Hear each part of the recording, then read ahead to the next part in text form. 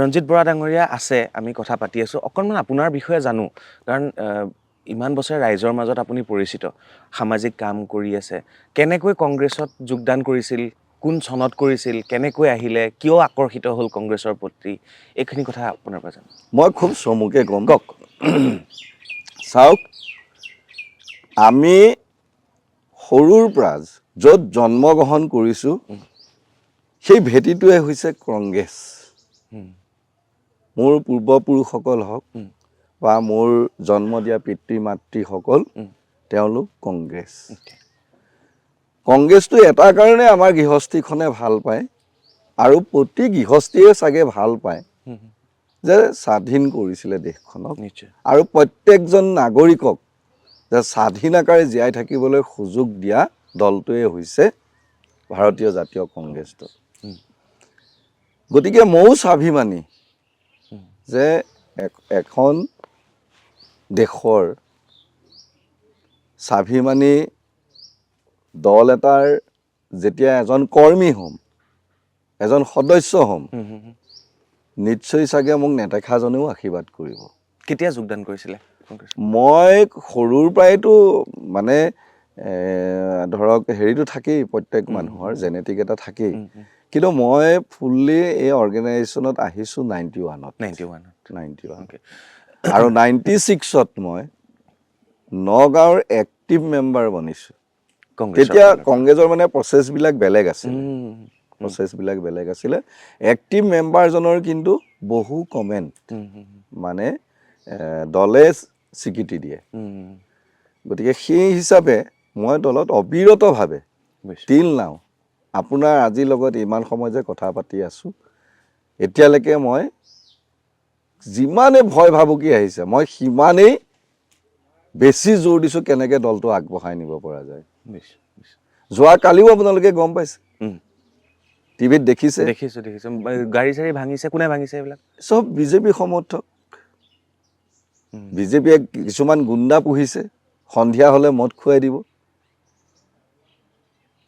এনেকুৱা এটা পৰিৱেশ সৃষ্টি কৰা হৈছে, ভয় আৰু ভাবুকি ত্ৰাস সৃষ্টি কৰি পেলাই তেওঁলোক নিৰ্বাচনৰ বৈতৰণি পাৰ হোৱা চিন্তা কৰিছে, কিন্তু সমাজখন গঠন কৰাৰ চিন্তাটো তেওঁলোকৰ কিন্তু নাই। কালি একদম প্ৰমাণ হৈছে। ভয় কৰে বিজেপিলৈ আপুনি? কোনো কাৰণত নকৰোঁ। কিয়, যিখন দেশ কংগ্ৰেছে স্বাধীন কৰিছে ব্ৰিটিছৰ ঔপনিৱেশিকবাদৰ পৰা,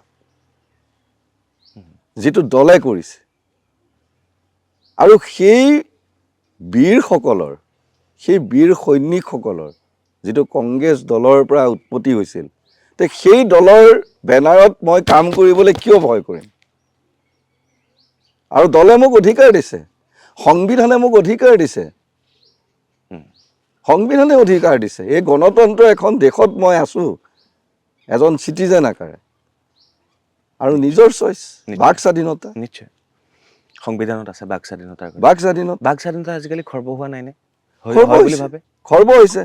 কালি যিটো কৰিছে চাওক, আমাৰ মাননীয় সভাপতি গৌৰৱ গগৈ ডাঙৰীয়া, প্ৰদ্যুৎ বৰদলৈ ডাঙৰীয়া, নগাঁৱৰ MP, আমাৰ জিতেন্দ্ৰ সিং, আমাৰ অসমৰ তেওঁ ইনচাৰ্জ, সহ ইনচাৰ্জ আমাৰ মনোজ চৌহানজী, আমাৰ ভূপেন বৰা, আমাৰ CLP leader Debabrata Saikia sir, আমাৰ মহিলা সভানেত্ৰী, অসম প্ৰদেশ কংগ্ৰেছ মহিলা সভানেত্ৰী মীৰা বৰঠাকুৰ বাইদেউ, এনেকৈ প্ৰমুখ্য কৰি যথেষ্ট আমাৰ লিডাৰ্ছসকল আছে, আনকি ৰকিবুল হুছেইন ছাৰলৈকে আছে। আমি অসমৰ অসমীয়া আকাৰে আৰু নগাঁও জিলাৰ আমি সৌভাগ্যবানী হিচাপে আমাৰ গুৰুজনা বৰদোৱা থানত গৈ আমি সেৱা কৰিবলৈ গৈছোঁ। আমি তাত কোনো ৰাজনীতি কৰিবলৈ যোৱা নাই, কিন্তু ইয়াত বিজেপিয়ে ৰাজনীতি সানিছে। আমি কি হৈছিল কাহিনীটো বৰদোৱালৈ যাওঁতে? নিউজত পাই আছোঁ বাৰু, তথাপি আপুনি নিজে আছিল যিহেতু। মই নিজে আছোঁ। কি হৈছিল কি তাতে? আমি হৰিনাম লৈ গুৰুজনাৰ আশীৰ্বাদ বিচাৰিছোঁ। গুৰুজনাৰ আশীৰ্বাদ বিচাৰি অনাগত দিনবিলাকত আমি সংকল্প ল'ব গৈছোঁ যে অনাগত দিনত আমি কামখিনি আগবঢ়াই নিম। সেই হিচাপে যোৱাকালি আমাৰ সকলো দলীয় নেতৃত্ব উচ্চ পৰ্যায়ৰ নেতৃত্বলৈকে আমি বৰদোৱা থানত সেৱা ল'বলৈ গৈছিলোঁ। কি হ'ল তাত? যোৱাৰ পথত বিজেপিৰ কিছু গুণ্ডা প্ৰবৃত্তিৰ লোক যোনে গণতন্ত্ৰ ধ্বংস কৰিছে, আপোনাৰ বাক স্বাধীনতা ৰুদ্ধ কৰিবলৈ চেষ্টা কৰা হৈছে, ভাড়াতীয়া তেওঁলোকৰ, বৰদোৱাৰ লোকেল মানুহ নাই তাত। মই শুনিলোঁ বোলে এইপিনে বালিগাঁও কোনোবা হাতীচুং মৌজাৰ 2-4জন এনেকৈ গৈ পেলাই তাত গোট খাইছে। তাৰপৰা কি কৰিলে? তাত কংগ্ৰেছ গো বেক দিয়ে, আমিতো বিজেপি গো বেক দিয়া নাই। আমি শ্ৰীমন্ত শংকৰ হৰিভকতৰ জানা যে নকল্পতৰু তাহান্ত বিনাই নাই নাই নাই আমাৰ পৰমৰ গুৰু। আমি এই ফাঁকি আওৰাই আমি প্ৰত্যেকেই গুৰুজনাৰ সেই আসনভাগীৰ ওচৰত আমি আমাক নিজকে সমৰ্পণ কৰি সেই নেদেখাজনৰ ওচৰত আমি আশীৰ্বাদ ল'ব গৈছোঁ। গতিকে আমি কেনেকৈ তাত ৰাজনীতি কৰিলোঁ? তাৰপিছত কংগ্ৰেছ গো বেক বুলি কোৱা হ'ল তাত। কংগ্ৰেছ গো বেক, কংগ্ৰেছ গো তাৰপিছত বেক। আপোনালোকে কি কৰিলে?